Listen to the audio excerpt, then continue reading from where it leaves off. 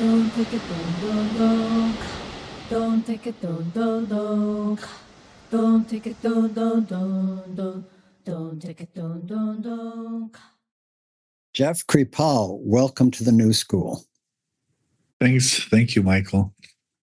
I am so grateful to be talking with you. I have mentioned to you in the past that I find you one of the most interesting thinkers, active in the fields that interest me most today, particularly in the area of consciousness, its connections to quantum physics, its connections to the philosophy of mind, its connections to the humanities, and so forth. Let me introduce you just briefly. You hold the J. Newton Rayzor Chair in Philosophy and Religious Thought at Rice University, where you served as Associate Dean of the School of Humanities from 2019 to 2023, and you chaired the Department of Religion for 8 years and helped create the GEM program, a doctoral concentration in the study of Gnosticism, esotericism, and mysticism, which is the largest program of its kind in the world. You helped direct the Center for Theory and Research at Esalen Institute in Big Sur, where you served as chair of the board from 2015 to 2020. You are the author or co-author of 13 books, 9 of which are with the University of Chicago Press, and served as editor-in-chief of the Macmillan Handbook series on religion, 10 volumes. You specialize in the study of extreme religious states and the revisioning of a new comparativism, particularly as both involve putting, quote, the impossible, unquote, back on the academic table. And you're presently working on a 3-volume study of paranormal currents in the history of religions and the sciences for the University of Chicago Press, collectively entitled Superstory. So with that introduction, where do you find yourself today as we're talking in terms of what is of the greatest present interest to you right now? Well, first of all, I get tired listening to that. I was like, wow, that's a lot. I'm just tired. I mean that both physically and intellectually.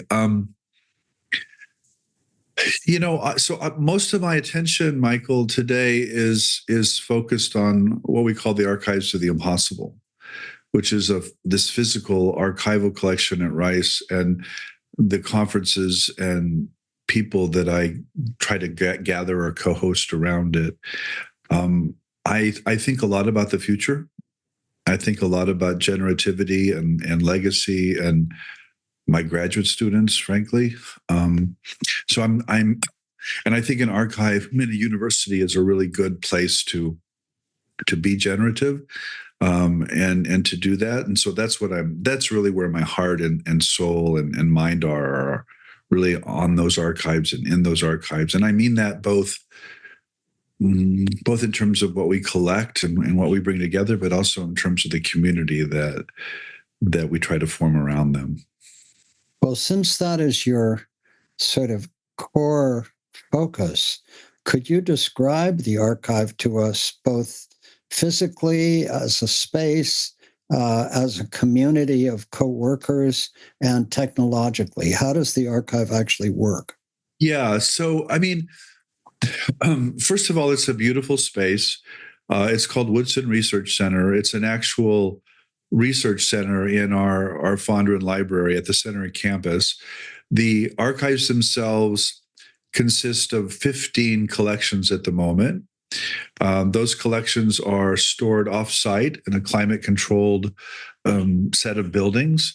But when a researcher comes in to look at a particular collection, the researcher simply tells the director or one of the archivists what they need, and those are ready the next day, waiting for them. It started with a man named Jacques Vallée, and Jacques is, as most people know, it's really a world-renowned writer on the UFO phenomenon, but also a computer scientist, an astronomer, a scientist, and a biomedical investor. And in 2014, Jacques approached me and asked me for help, basically placing his papers and files in a university archive. I said yes, I would be happy to help. And I went back to my own university and I began wondering if we could do that. I mean, my initial thought was, well, I would help him place him in another university. But then I began to think that perhaps Rice, particularly with her connection to NASA, which is quite significant and historical, might be a good place to place these. And I just got nothing but support, Michael, from the Woodson staff and from the university. And it just seemed to me, as the years ticked on, it seemed like a better and better idea. And finally, we finalized those negotiations in 2018. It was complicated with Jacques because of the moratorium that he put on the archives. But after Jacques' gift, it created this kind of black hole, as I call it. There was a kind of gravitas. And then many, many other researchers and collections sort of came in because of Jacques' gift, and then Whitley Strieber, and then Ed May and the remote viewing, the Stargate archives. And the last big one we got was the John Mack archives, that really 150 boxes, almost 450 linear feet of material. So we have a lot right at the moment. And what we've done, or what I've helped to do, is host. We had our first Archives of the Impossible conference in the spring of 2022, and we had our second one in the spring of 2023. And those brought in really colleagues from all over the world, from Argentina to Sweden, who are interested in this material. And generally what I do now is I host academics, in particular scientists, humanists, social scientists, who are interested in taking this material as something other than just cultural resource or social representation, who think there's a there behind the here, as it were. And so that's what we do as we think about those things and try to use the tools of history and the humanities and science and anthropology, or whatever the discipline is, to think about these impossible experiences. You know what is very striking to me, because, to be candid, and I rarely talk about this for all the cultural reasons, I share your interest in UFOs. Yeah. I share it deeply. Yeah. But I discovered, after doing a number of public talks where I connected, the consciousness, panpsychism issues to UFOs, and also to all the other paranormal phenomena, that panpsychism offers a framework for understanding. I discovered that everybody could follow me on the panpsychism, on the paranormal, on consciousness, on all that stuff. Near-death experiences, reincarnation, all that stuff people could follow, and they were really interested. But as soon as I mentioned UFOs, I turned off half of the audience. Yeah. Half was intrigued, but half the audience. So I learned to stop doing it. Yeah. But you, by contrast, by creating a framework of the impossible that includes all kinds of phenomena, remote viewing, reincarnation, near-death experiences, bilocation, all these different things. You've created such a large framework that the UFO material is somehow subsumed in a context that makes it somehow, I think, less frightening to people, if I may say that. Yeah. The other truth, though, is that people love the UFO topic. I mean, so it's a rabbit hole, it's a portal, and I think that all of these instances are connected. I mean, that's really the basis of the archive, is that actually all these things share something. We don't actually know what. And people are, some people are troubled by specific topics. Other people are excited by them. It just depends. It depends on the person, right? Or on the audience. I mean, that's why I call them the impossible. Right. But I don't mean that they're impossible. I mean that they're impossible because of your worldview or whatever the worldview in question is. And sometimes that's a religious worldview. Sometimes that's a secular or scientific worldview. Sometimes it's a materialist worldview. But regardless, these things happen all the time. And so what we do in the archive is we essentially privilege the experiencers. We privilege the human beings who are behind these experiences. And we sort of background the explanations or the worldviews that make something sensible.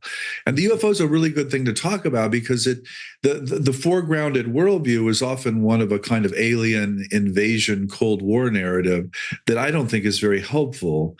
And as soon as you shift the framework and shift the interpretation, then suddenly people see these things very differently. And so that's really the goal.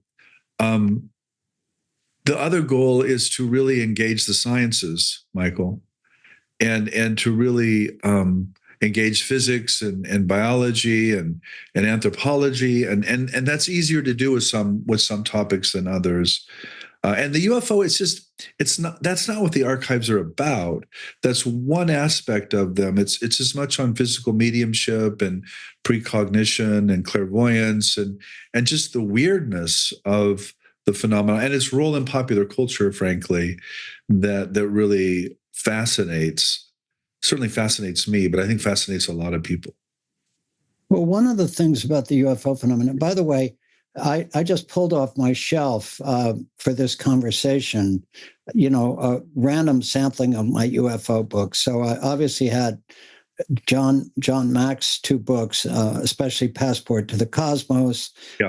Garrett Graff's recent effort to be objective called UFO, Avi Loeb's Extraterrestrial, D.W. Pasulka, American Cosmic and Encounters, Blumenthal's The Believer about John Mack, and Hynek and Vallée, The Edge of Reality.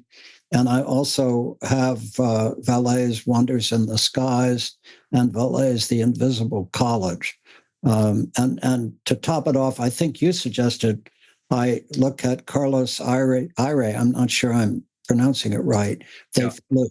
And then your books, I have The Flip, I have The Superhumanities, I have Supernatural, and I have your most recent book that I know about, How to Think Impossibly.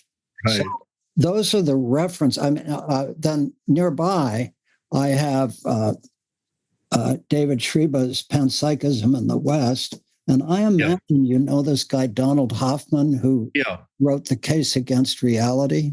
Yeah, I do know Don. Yeah.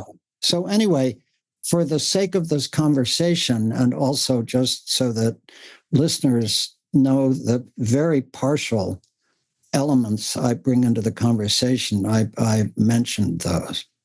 So let's go directly for our listeners. Of the many ways we could have organized this conversation, I commend to our listeners your extraordinary personal website, jeffreykripal.com. And there you have the story in under 5 headings: life, body of work, the super story, Esalen, and the public humanities. Yeah. So under life, which is a good starting point, after your professional biography, you say the purpose of this website is to present my work as a whole rather than a collection of disconnected parts. I've become increasingly conscious of how deeply my thought is indebted to ancient Greek philosophy, particularly Plato's 2 erotic dialogues, the Symposium and the Phaedrus, and Plotinus's doctrine of cosmic mind, or nous. Is that how you say it? Is it nous? That's how I say it. I mean, Yeah, okay. I don't know. I'm sure the classicists would correct us, but Right. All right. certainly that's how I would say it. Yeah. This is true both at a substantive and descriptive or historical level. Substantively, I now hold the philosophy of mind very similar to that of Plotinus, that he apparently held, one that sees the body brain as a filter or transmitter of consciousness instead of its producers. And I've been especially interested in how these noetic currents were picked up and transformed by early Jewish and Christian communities with their emphasis on innate and immediate gnosis or mystical knowledge, and the long and complex histories of Hermeticism, Western esotericism, Christian heresy, mesmerism, spiritualism, and modern occultism, and so on. So let's take that on as a starting place. In a previous conversation, you also mentioned that you were very close to William James's concept of consciousness. Help me connect Plotinus and those trajectories with the very great American philosopher and psychologist, William James. Yeah. Yeah. So first of all, I mean, maybe we can back up, Michael, a little. So I began my intellectual life in a Benedictine monastic seminary. I didn't know that. Yeah. I wanted to be a monk. Mm-hmm. And I was a kid. I was just a kid, 18 to 22 or whatever I was. And what really turned me on there, well, a number of things turned me on. One was Freud, by the way, and the notion of the unconscious, which was a totally mind-blowing idea for a kid from Nebraska in 1981. I mean, come on, nobody thought about the unconscious then in my world anyway. But there the monks were talking about Freud, and they were talking about Nietzsche, and they were talking about, philosophy and theology and all these New Testament criticism and all these things that I had never heard of. And I was deeply impressed. And when I went to the University of Chicago, I went to graduate school after the seminary. I decided I could not be a monk or a priest, but I wanted to study religion professionally. So I went to the University of Chicago, where I learned the history of religions or how to compare religions. And I was a student of Bernie McGinn's there, who is an expert on Christian mysticism. So it was really Neoplatonism that is the lingua franca, or the shared language of Christian, Jewish, and Islamic mystical thought. And that's really where I learned that. That's really where I picked up certainly my Plato and certainly my Plotinus, but also figures like Meister Eckhart were really important to me there. And so how that gets to William James is, we all read William James in graduate school. We read Varieties of Religious Experience like everybody else, but nobody told us about the William James, sitting with mediums and psychics and sucking on nitrous oxide for whatever reason. Why he was sucking on nitrous, I don't know. But he was definitely doing all those things, in Cambridge and in the 1890s, for goodness sake. So he was a wild man, and he was developing this idea early on of what they called the transmission or the filter thesis. And basically why that matters is, if you believe that mind or consciousness or the soul is produced by the brain in some kind of emergent process, you've basically reduced mind and consciousness to little bits of matter, in the human body and the brain. And that's, of course, what standard neuroscience does. And it doesn't get us very far. It doesn't help. There's no good reason why you get from dead insentient matter to this Technicolor 3D display you and I are in right now. If, on the other hand, you posit consciousness as existing somehow before the body brain, and that the body brain is there to certainly to mediate and translate and turn it into a human being, into a person, then suddenly you have another model of consciousness that certainly can't be proven, but makes a lot of sense. of the history of mystical experience, and a lot of paranormal experiences suddenly become extremely plausible.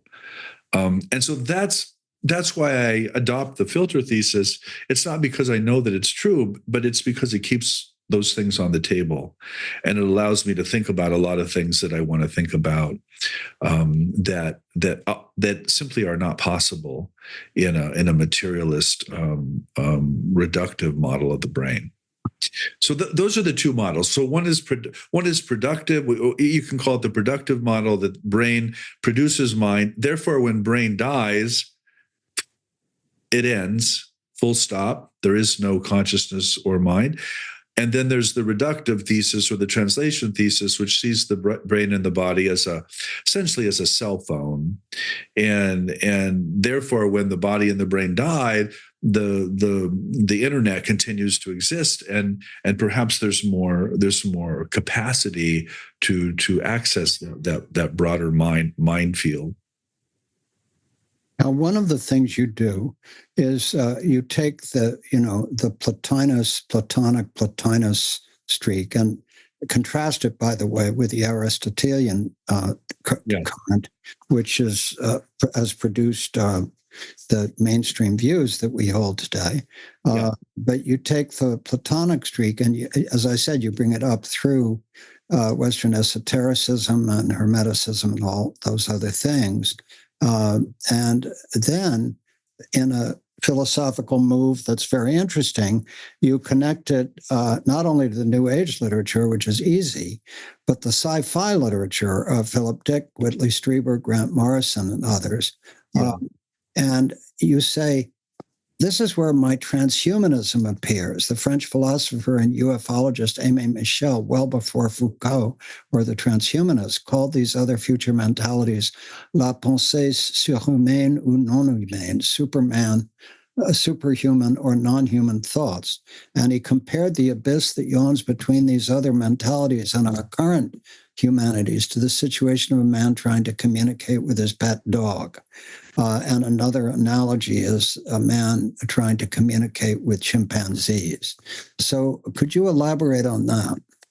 Yeah, transhumanism and posthumanism are, of course, modern words that encapsulate something very significant about modern intellectual life, but they're both reductive.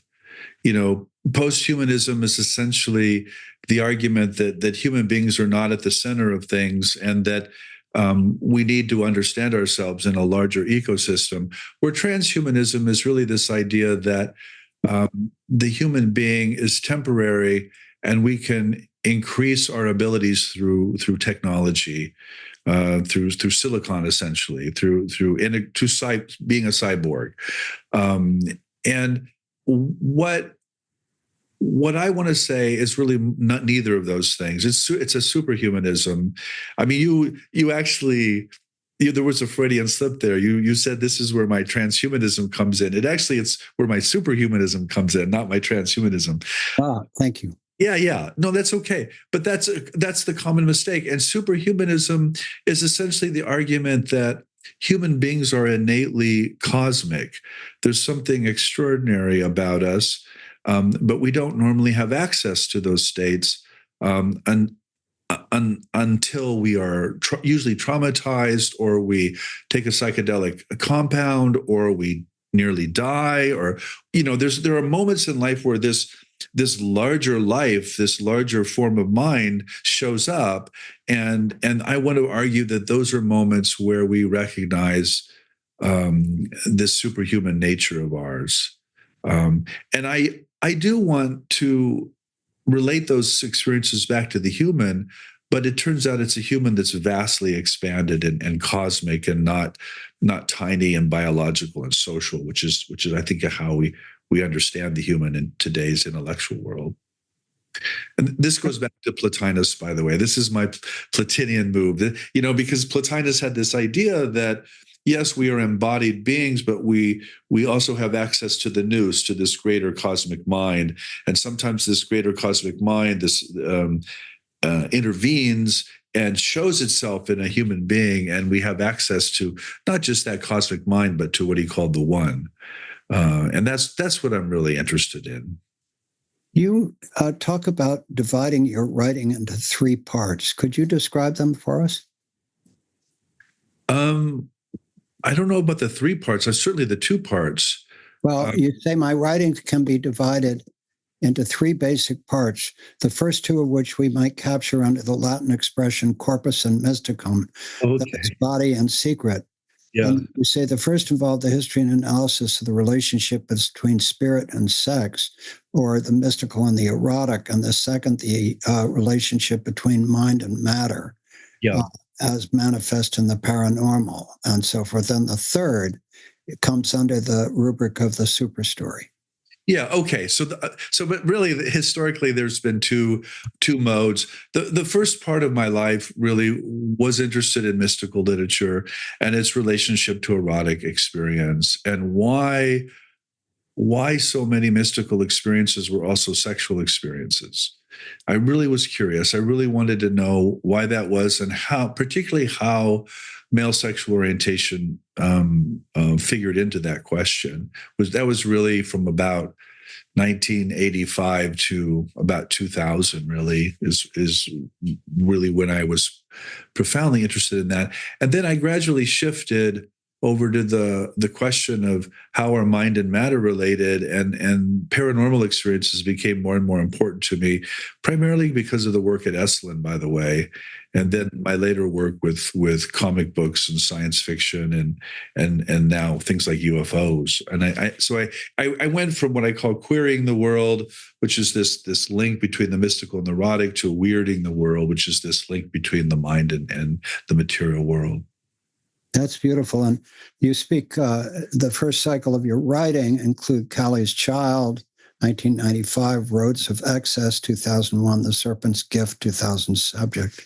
Yeah. It hones in on subjects like queer sexualities of Jesus, the public controversy of the Kali's Child affair, and the mystical origins of critical theory and comparativism, and so forth. Yeah. So, so those 2 pieces. Then let's turn to this third piece, which is the super story. Yeah. Yeah. So, I mean, what I'm most interested in today, I'm working on this trilogy now. I really am doing that, Michael.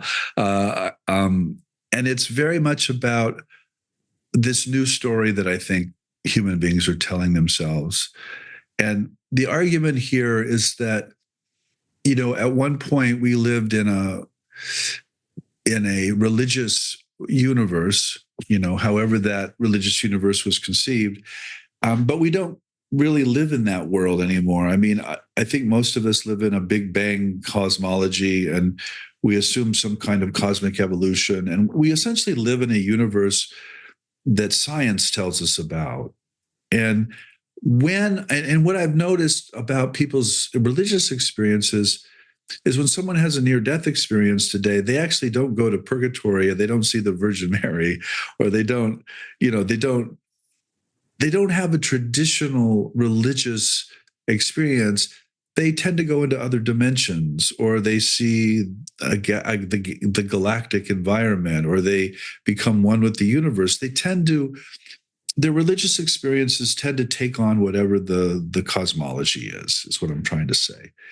And so the super story is very much about how is that? Why is that? What's the history of that? And so the first volume it's called The Physics of Mystics, and it's looking at the development of quantum mechanics out of Newtonian physics, and how the early physicists who created quantum physics actually turned immediately to mystical literature, by the way, to think about what a quantum experience might look like up here.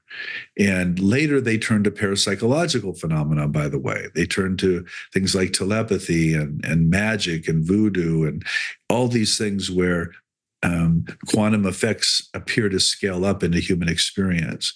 And so I'm really interested in physics in that first volume. And then the second volume is on biological evolution. People generally use an evolutionary language or framework to describe their religious experiences today. And I want to know what the history of that is and why that's the case. And then the last volume is on the UFO and the nature of mind and the end of the world, whether that's a human death or the end of the world itself. And so those are the three stories, or the three volumes of what I'm calling the super story. I call it the super story, because it's super, it's big, and we're caught inside it. We're inside it, and so it's hard. It's hard for the fish to figure out what the water is, but I think we can. I think we can become aware of the story we're living in. You write about these three volumes. You teach, lecture, and write about these ideas regularly. Such ideas include religion as a, quote, legitimate form of science fiction, precognition and the block nature of space-time, 20th century mysticisms, energy and matter, and paranormal phenomena.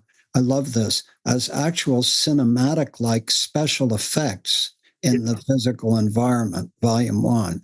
The related topics of the history of human deification and the modern rise of the superhuman figures in a superhuman in figures as diverse as Alfred Russel Wallace, Nietzsche, and Gurdjieff. And finally, the history of the UFO phenomena, abduction phenomena, and near-death experiences, occult military technologies, especially remote viewing, the renaissance of psychedelic entheogenic research, and the dark apocalyptic ecologies of environmental crises, species extinction, and climate change. So all I can say is that you are so tuned in to the questions that I and many of my friends are exploring. And I mean, not to put too fine a point on it, but doesn't it look like we are right on the edge of a Thomas Kuhnian scientific revolution in which the materialist science of the 20th century will be not overturned, but brought up alongside it is this broader panpsychic vision of the nature of reality, which actually, as you say, goes back to what we call animism and then the pre-Socratics and Plato and on up, right?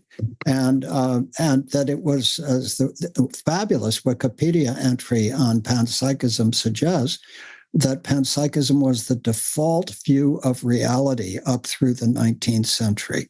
So we have this little window of the 20th century where we get all caught up with, scientific positivism, which is essentially a scientism.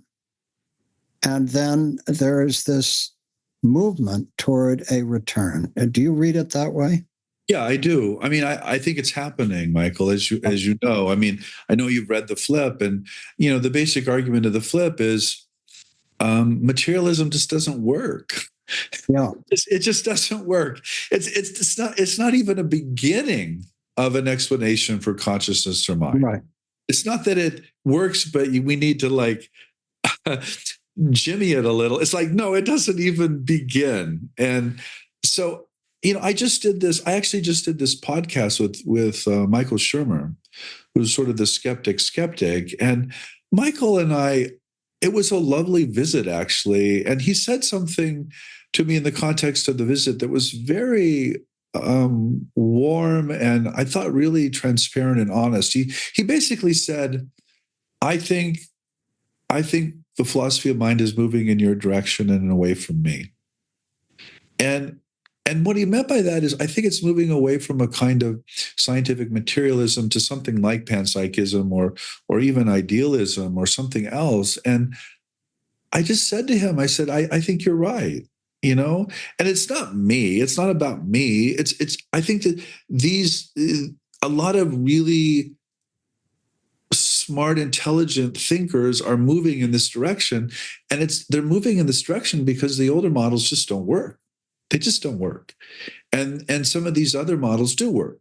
And Don, you mentioned Don Hoffman. Don is very much part of this movement. I mean, he is a neuroscientist of perception, and his argument is, look, what we perceive and see and feel is actually not what's there.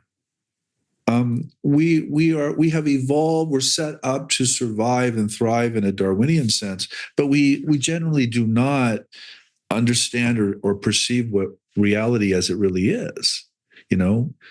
Fitness beats truth, to quote him, and that's very much in line with what this general movement or this general revolution really, and I think it has profound spiritual consequences, Michael. I think once we make that shift, people will feel more at home and will be comfortable again with their spiritual beliefs or the spiritual convictions of their ancestors, which I don't think will be the same. Like I don't think Plotinus, or I don't think our ancestors, they didn't have the Big Bang.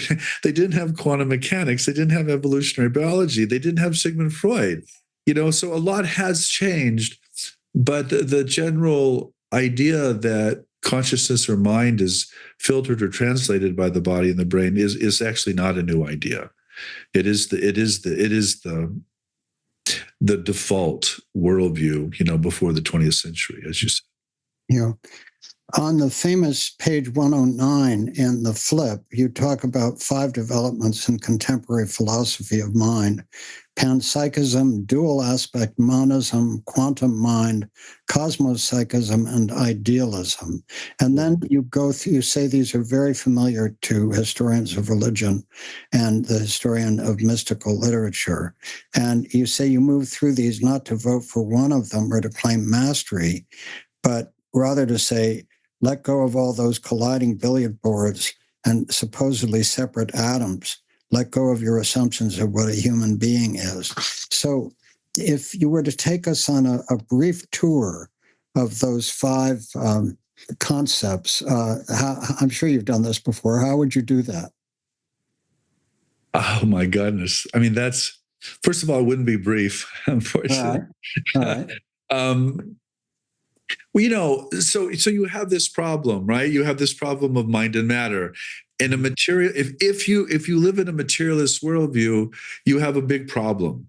You have to explain how mind emerges from matter. That's the basic problem, and you can't do it. By the way, you can say you do it. You can pull things out of the sky, but you can't really do it. Panpsychism solves that by basically saying there is no such problem.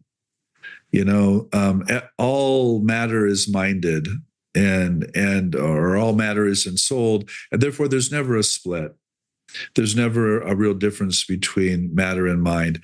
And the problem with panpsychism is what we call the combination problem. It's not clear how little bits of mind add up to bigger minds like you and I. And so you gotta solve that somehow. Dual aspect monism basically argues that mind and matter have split off as some greater whole that is both mind and matter at the same time, or neither mind nor matter. And so sometimes the mental world and the material world correspond in perfect fashion because they've actually split off of this deeper super reality. I happen to like that because it explains a lot of things I see in the literature. But on that subject, you have both compositional and decompositional dual aspect. What are the difference? Yeah.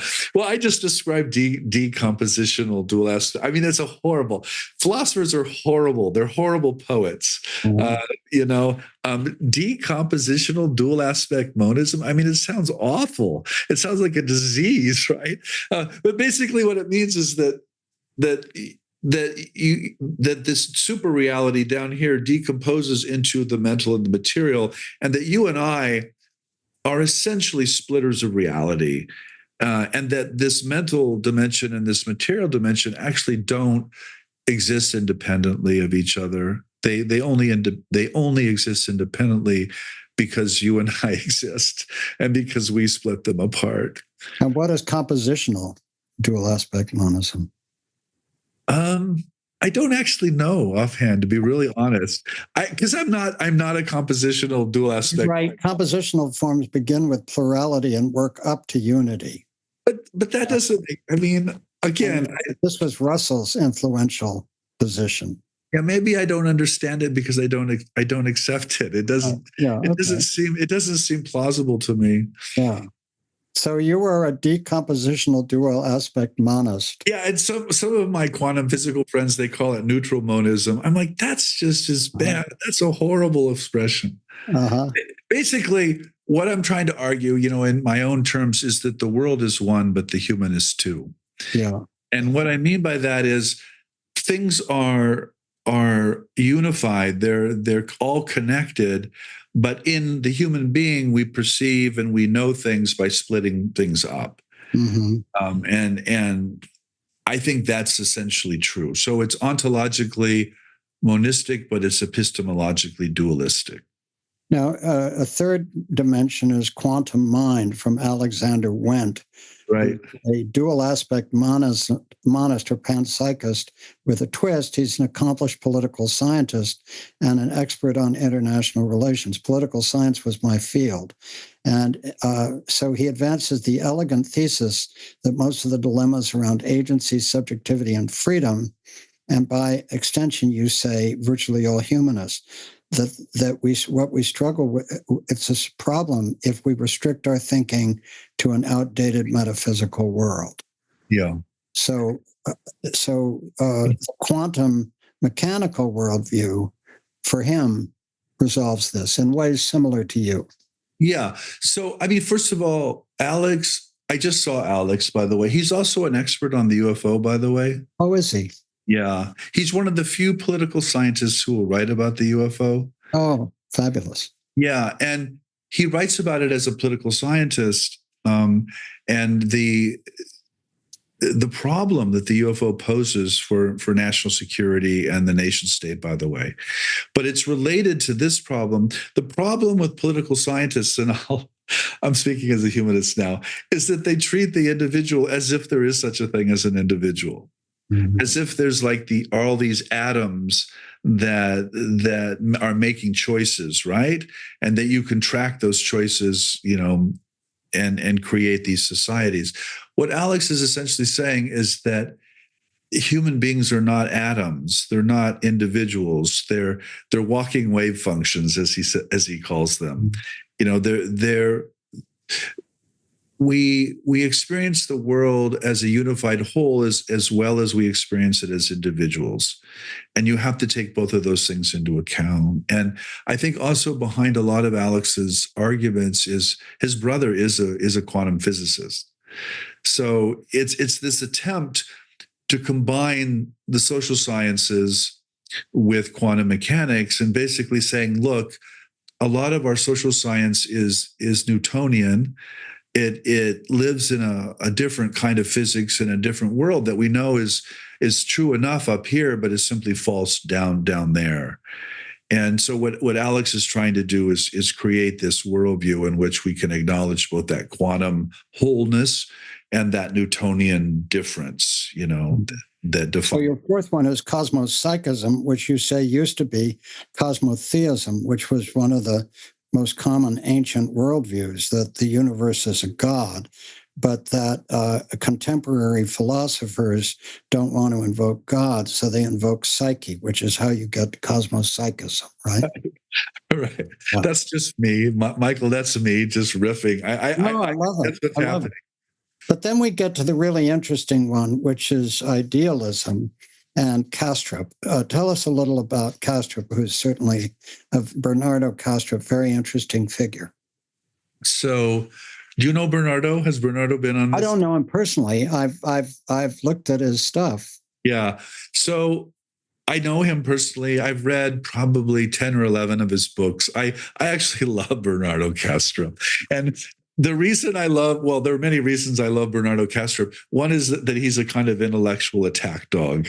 Mm-hmm. And my joke is he goes after people I would go after if I were not so nice. but Bernardo just goes after them. And always nice to have someone who does that, right? Yeah. But he's also very he's very analytic. He's an analytic philosopher by training. And he's a card-carrying idealist. And there just aren't many of those around. Which is the Platonic tradition. It's totally Platonic. I mean, it's basically idealism is the position that mind is the ultimate nature of reality, and all matter is an expression or a representation in mind. And Bernardo carries that through, and he talks about his own altered states. He talks about the paranormal. He talks about Jung. He talks about Schopenhauer. He talks about people that are in this tradition, but he does so from a place of real conviction. And he believes that idealism is the new wave. You were talking earlier, things are about to change or flip. He thinks materialism is baloney, to use one of his book titles. Materialism is baloney, but idealism is actually true. And the other thing that's so interesting about him is he's a computer engineer. So it's not like he's not anti-science. It's not like he doesn't know his technology. He really knows his technology, and he really knows his science. And he's an idealist. And so he's a lot of fun. He's a lot of fun to read and listen to. I'm going to skip over for a minute your fabulous book called Supernatural with Whitley Strieber and you on why the unexplained is real, and your book on the superhumanities, and focus on your newest book, How to Think Impossibly, about souls, UFOs, time, belief, and everything else. We were talking on a previous phone call about this book and about UFOs. And you said, I hope it's okay to quote this, good luck shooting down souls. Right. Right. Yes. So, but what really strikes me is, Jacques Vallée is such an interesting figure, right?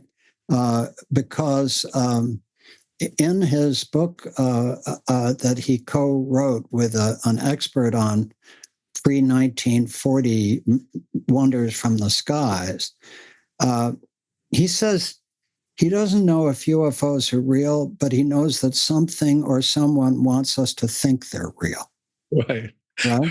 And from what I understand of his position, it's like he thinks that these phenomena are showing up in a pattern of timing that suggests that it's a reinforcement mechanism for us to be curious and open to something we can't understand. And having linked it to this whole ancient history of wonders in the sky, and the wonders in the sky kept showing up in different forms in different cultures, it suggests that there's some kind of, call it energetic complex, or call it transdimensional something that appears to different cultures in different ways over time.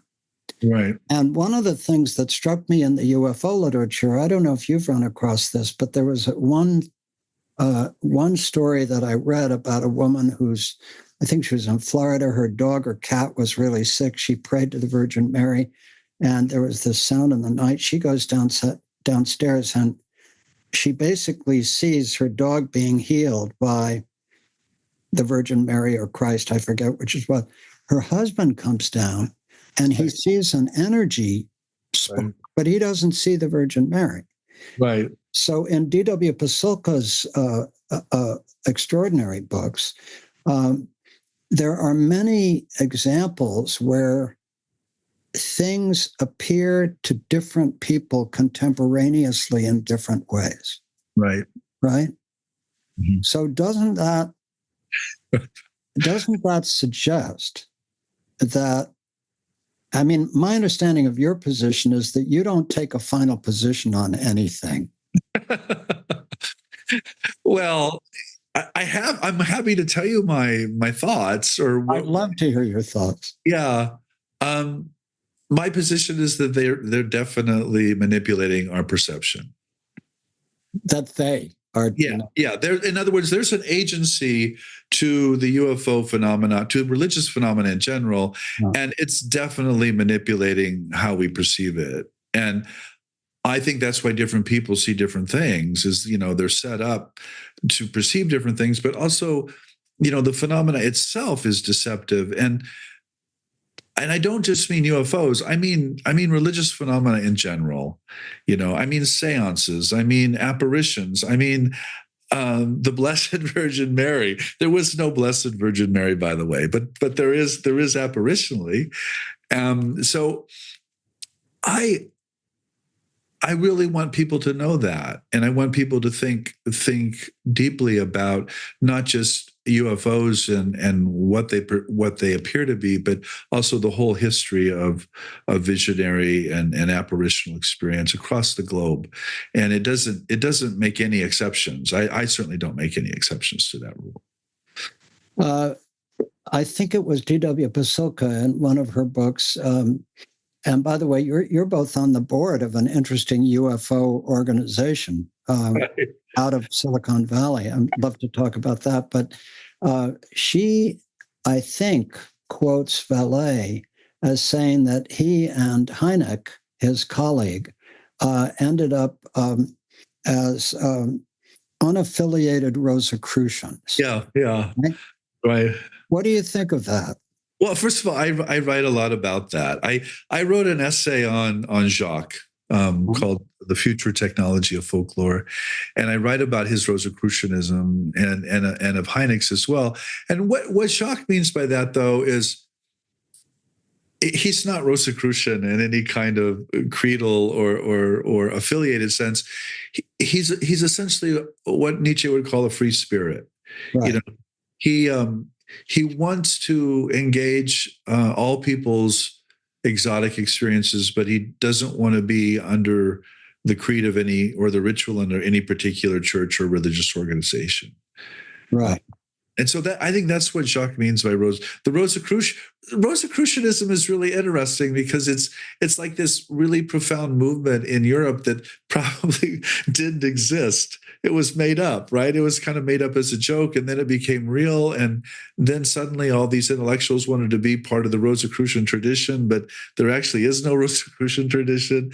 So it's kind of like the spiritual but not religious today. They want to be part of the game, but not institutionally affiliated, as it were. It's a little like the Zohar, right? The Zohar? Yeah. Yeah. I mean, that was made up and considered ancient, right? Yeah, right. I mean, all religious belief. I mean, come on, it's like all religious belief is at some point made up. However, this is the thing. This is where it gets tricky, Michael.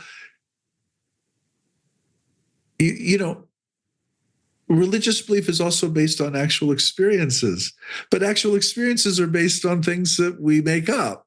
And this goes back to Bernardo's idealism. I really do think it's a matter of us projecting beliefs and stories into the physical environment and then believing those stories.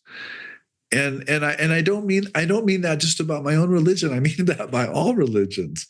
And this is why religion for me is such a fascination.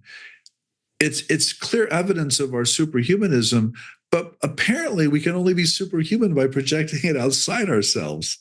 Apparently all the good stuff is gods or some saints or some demons or so. We can't seem to own our own good stuff. And so we're constantly throwing it out and seeing it somewhere else. I think that William James somewhere said, "I cannot know if it is the one or the many." Right. He did say that. Yes. And so that goes to a point that a friend of mine up on Whidbey Island, where we have a second home, Stefan Schwartz, who writes a lot about consciousness. Yeah. He says, two things we cannot know is the architecture and the nature of information. Yeah, okay. Which is an interesting comment. But so the question I'd like to ask you, which to me is a central one, is perhaps we cannot know the architecture. I think it was J.B.S. Haldane who said that the universe is not only stranger than we think, it's stranger than we can think, which aligns with Donald Hoffman and so on. But how do you understand the structure of the hints that we can have about the architecture of the world that we cannot know directly? So, okay, yeah. So I have an answer to that, Michael. I think human beings do have access to reality. And I think we experience reality as it really is. But those moments are not linguistic and they're not rational. They're not capable of being put in a myth or a symbol. And you see this over and over again in mystical literature. We call it apophatic mystical literature. But I think human beings are set up, and I think particular human beings do know that. Now, where religion becomes problematic is it's not apophatic. It's very clear about who God is or what the structure of the universe is or what the afterlife is. And that's where I think we get into a lot of trouble. And I think that's where we get into all of our questions and our problems. But I do think some human beings, Michael, not all, have access to that nature of reality. I don't, by the way, but I really believe some human beings have had that experience. Well, it's so interesting that you say that you don't, because I don't either. And yet I agree with you that some people do. But the nature of the experiences, when put into words, differ. Yeah. That's because you put them into words. And right. and they also put themselves into words, by the way. So that, it's not just quick and instant. It's already there. The interpretation or the culture is already there. And so I think that's what I mean by the there, and the here. Pretty much all of religion is about the here. It's about that language. It's about that cultural identity. But the there is the reality behind all of that or within all of that, which I think is very, very much there as well. I don't think the religions make any sense at all if you don't posit some kind of there. So let's go to how to think impossibly about souls, UFOs, time belief, and everything else. What brought you to the point of deciding that this was an important book for you to write right now? My editor. Seriously, that's really what did it. I wrote the Superhumanities, which came out in 2022, and it's a very nerdy book, and it's about what's wrong with the humanities and how to make them right, basically. Right. And so his name's Kyle, and Kyle says to me, well, okay, Jeff, how do we do it? how do we do the Superhumanities? And I was like, wow, that's a really good question. How do we do it? He says, well, how do we think impossibly? And he's the one actually who came up with the book title. And I was like, wow, that's like a really good title. And I can write around that. And so essentially what I did is I used a series of talks and plenaries that I've been given over the last couple of years, and I wrapped them around this question of how do we think impossibly, and so I tried to answer it in that book. So that's really how that book came about, was through my conversation with Kyle and these plenaries or these lectures. When I think, and please correct me if I'm wrong, but I know of no academic figure, maybe you do, in any of the major credible American academic institutions who has been willing or able to do what you've done at Rice. All right. Yeah. And so, I think I get it, but I want to test the theory. There's something about Texas that, James Hillman, a great archetypal psychologist, found a really interesting home in Texas. And it seems to me that, people think of Texas as all right wing, this, that, and the other. It's actually not. There are lots of, other bubbles. But what there is a kind of radical openness to all kinds of stuff. Yeah. And so in one of your talks, you talk about the great support you got from your dean. Right. I thought to myself, how is this dean in a position at Rice University to champion Jeff Kripal and for him to do stuff that I know of no other senior academic at a credible university in the United States being able to do? So my question to you is, what are the politics of sociology of education have enabled you to do what you've done? Yeah, okay. That's a really good question. And I do have an answer. I spent my life on the East Coast, my early life. I taught at a small liberal arts college there, and I interviewed for a number of jobs all up and down the East Coast, including at some Ivies. And I always got the impression living on the East Coast that they knew what to do. And you were sort of fitting into a tradition.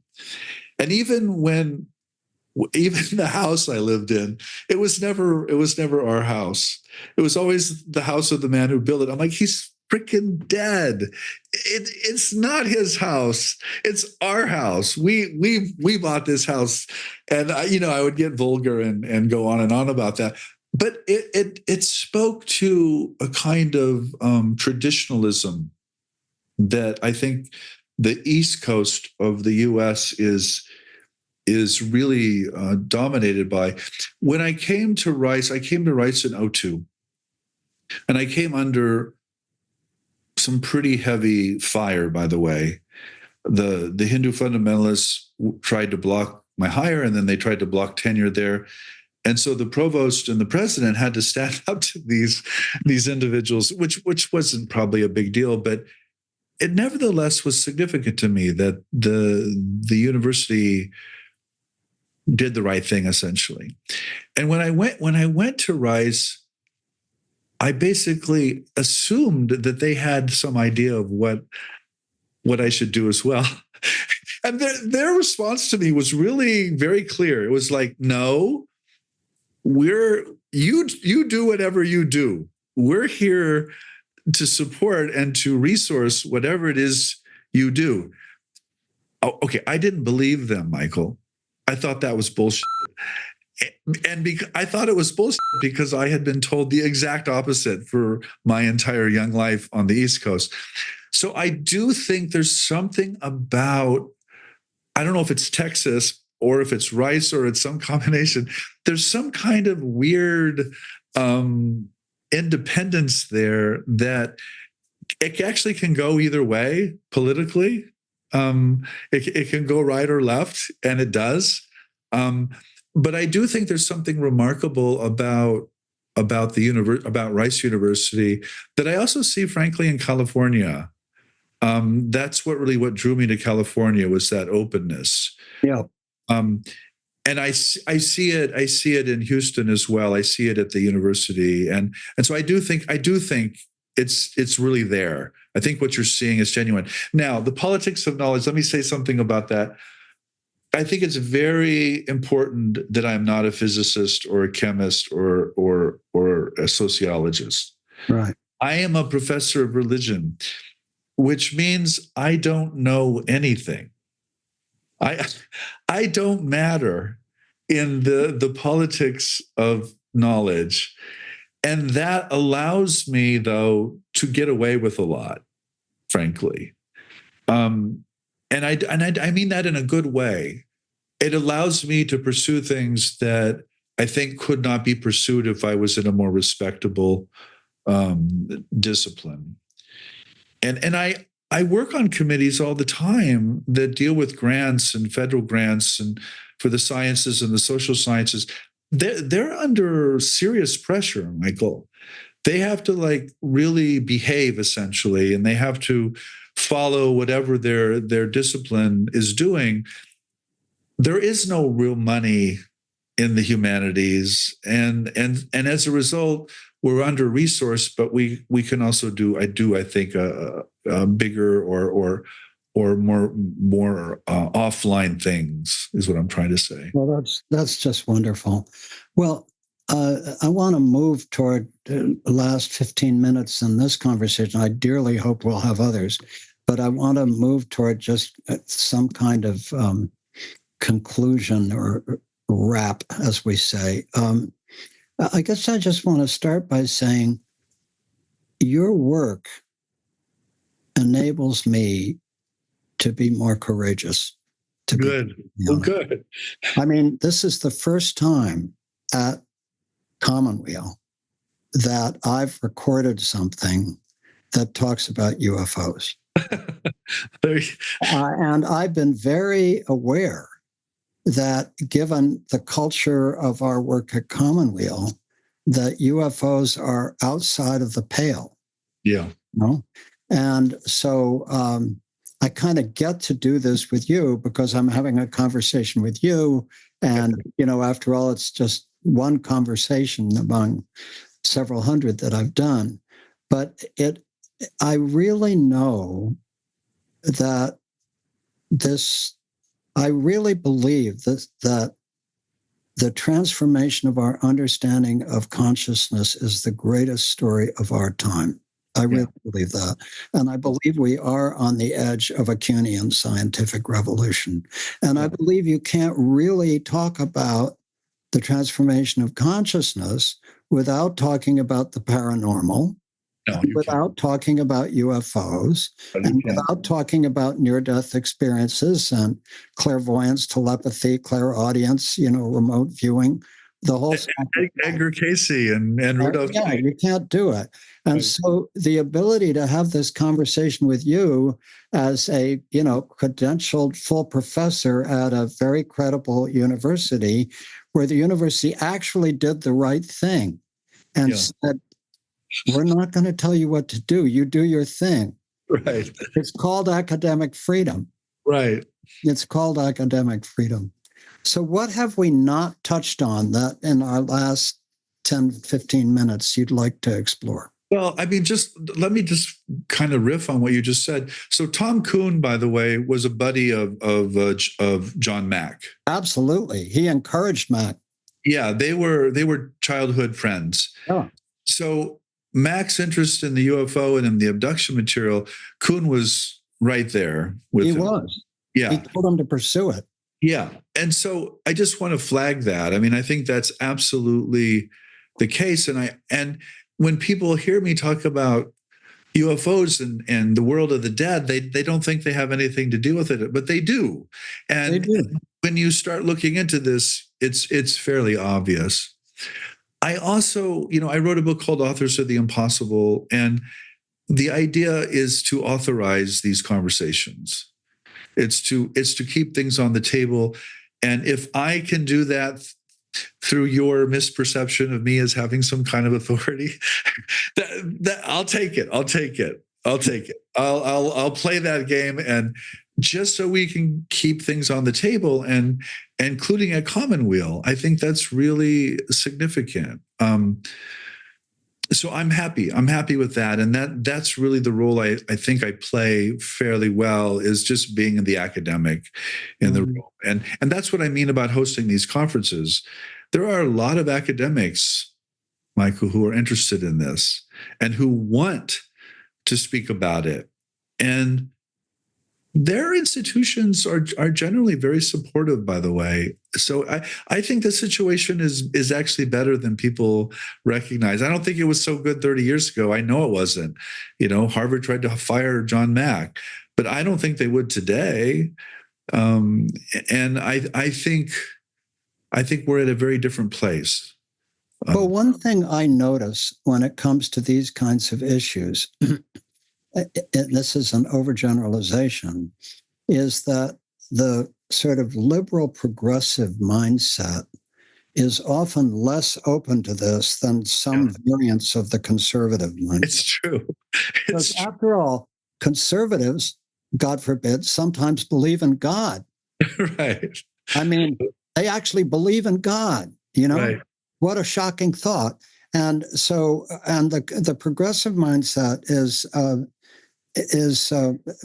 much less likely to be open, in fact, to alternative healing stuff, in fact, to many things. It's just, it has its own limits. And I'm not talking about, other variants of conservatism, but after all the pilots and stuff, and you point in the flip to the fact that the founders of the space programs in both Russia and the United States both had panpsychic views of the world. Right. And you're connected to the space program, right? Right. So there are all kinds of interesting ways in which this actually could bring us together, because those in the conservative current bring a lot to the table. Yeah. There's this, the way I put it, there's a vertical dimension and then there's a horizontal dimension. And the progressive left is very good at the horizontal dimension, but thinks that's all there is. Right. The vertical dimension is really powerful here and really useful. This is why I recommended Carlos Ayer's They Flew, by the way, because it does both of those really well. Right. And to go back to the UFO, it's one of the few topics that is on both sides of the aisle, by the way. It doesn't recognize political differences the way a lot of the other topics do. Mm-hmm. And so what is that? What is there about that particular topic that connects us and doesn't divide us in such dramatic ways? I think that's really useful thinking about that. Well, just as Jung, did such beautiful work on UFOs and saw them as a symbol of wholeness. And the fact, I think what's powerful about UFOs is, they show up on radar. Right. Military pilots see them, and, right. As you know, the field divides between the hardware people who worry about the crashes and recovered pilots and so on, and the people who are interested in the psychospiritual dimension. But the fact that there is real evidence that they do all kinds of things that disobey the laws of physics gets people's attention. Yeah, that's why this next book's called The Physics of Mystics. It collapses that distinction we make between the material world and the mental world. Yeah.